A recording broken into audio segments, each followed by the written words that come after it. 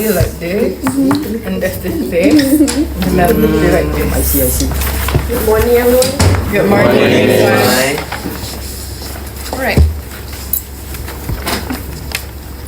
Ladies and gentlemen, thank you for joining this important discussion. So today we're here to assess whether our company Mr. DIY's financial performance warrants our investment. Well, let's break down their ratios and see what they tell us. Alright, let's start with their liquidity ratio. The current ratio stands at 2.23. It's a comforting figure, indicating that Mr. DIY can cover its short-term liabilities more than twice over with its current assets. Well, however, the asset test ratio is only 0.537. This suggests a potential liquidity concerns if they can't quickly liquidate inventory.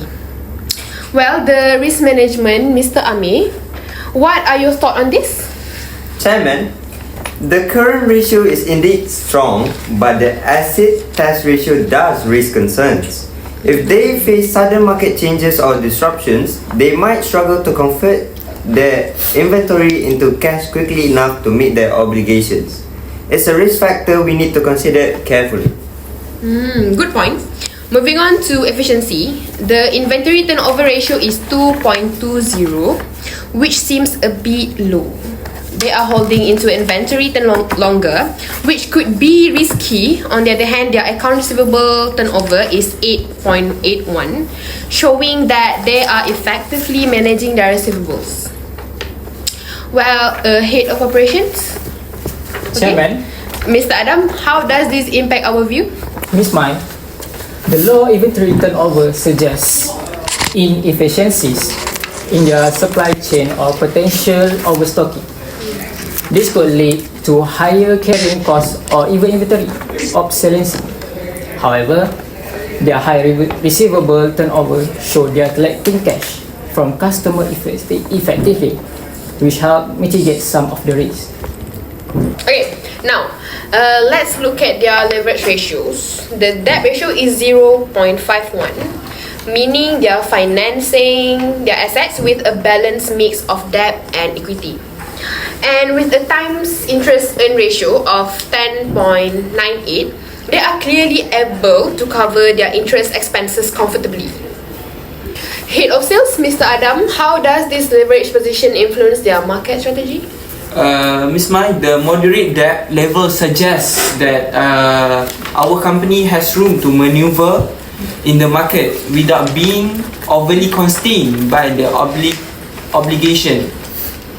This financial flexibility allows them to invest in growth opportunities like expanding their products or opening store without being overly burdened by interest payment.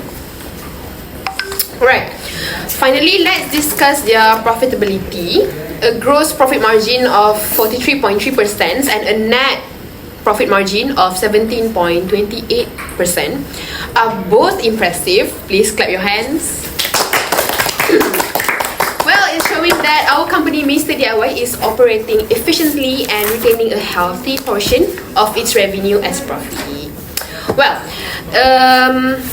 the return assets and return equity both at 21.21% demonstrate that they are generating substantial returns on their investment. Head of marketing? Alright, how do you see these numbers affecting their competitive positioning? Okay, Miss Mai, these profitability ratios indicate strong brand with effective cost of management. High profit margins mean they can reinvest in marketing and innovations, further strengthening their market positions.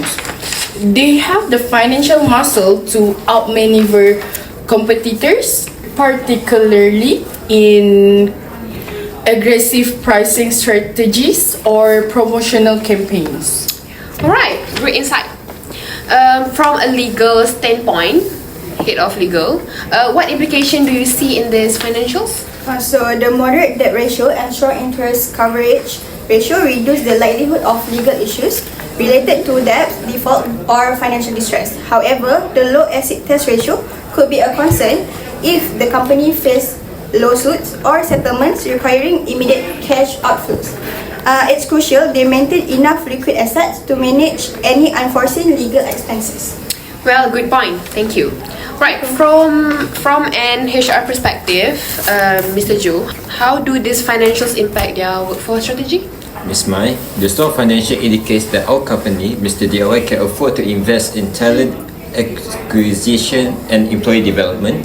This could involve offering competitive salaries, comprehensive training programs, and employee benefit to attract and retain top talent. Okay. Additionally, improving inventory turnover might require better training for staff in supply chain management, which could be an area of focus for HR. Alright, very good, very insightful. For head of finance, alright, Mr. Kai, how do you view our company, Mr. DIY, overall health? Ms. Mai, we said that DIY financial metrics show a company that's fundamentally strong, especially in terms of profitability and interest coverage. However, the liquidity concerns highlighted by the asset test ratio and the low turnover inventory suggest that the company could improve in the financial management. If they can address the issue, there would be an even more attractive investment prospect. Alright, thank you. This has been a throughout discussion while our company Mr. DIY shows strong profitability and moderate risks. In terms of leverage, we should consider the potential liquidity risk before making a final decision. Well, however, given their ability to generate profit and manage debt effectively, our company, Mr. DIY, could be a worthy investment, especially if they can address their inventory turnover issue. Well, let's take this insight back to our teams and conduct further analysis on their inventory and liquidity strategies. For now, our company Mr. DIY appears to be a solid candidate for investment, but we'll need to proceed with cautions, ensuring that any risks are well understood and managed. Okay, thank you everyone for your input. Meeting is adjourned. Thank you. Thank you.